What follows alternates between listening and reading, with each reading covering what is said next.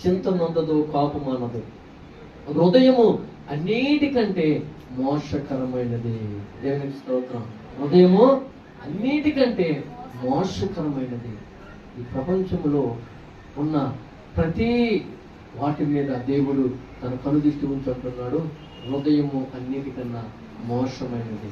అది ఎవరికి కనిపించదండి. ప్రియమైన దేవుని సేవకులు అవని, విశ్వాసులు అవని, మన సహోదరులు అవని, మన రక్త సంబంధులు అవని, మన అన్నదమ్ములు అవని, మన తల్లిదండ్రులు అవని, వారి హృదయములు ఏముందో, ప్రేమ ఉందో, లేకపోతే అసూయ ఉందో, ద్వేషం ఉందో, పగుందో, కక్ష ఉందో, రకరకాల ఆలోచనలు ఉన్నాయో, ఏమున్నాయో ఎవరికి తెలియదు. అది ఒక దేవునికి తప్ప ఎవరికి తెలియదు. ప్రియమైన దేవుడ, అందుకని పరిశుద్ధాత్మ దేవుడు అంటున్నాడు, హృదయము అన్నిటికంటే మోసకరమైనది. మీరు చాలా జాగ్రత్తగా ఈ లోకములో నన్ను వెతికేవారుగా ఉండాలి, నన్ను ఆశ్రయించిన వారుగా ఉండాలి. దేవునికి స్తోత్రం.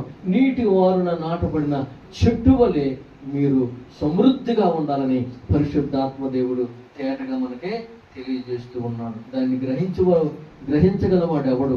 ఒకని ప్రవక్తను బట్టి వారి క్రియలు ఫలము చొప్పున ప్రతీకారము చేయుటకు యెహోవా అను నేను హృదయమును పరిశీలించిన వాడను. దేవునికి స్తోత్రం.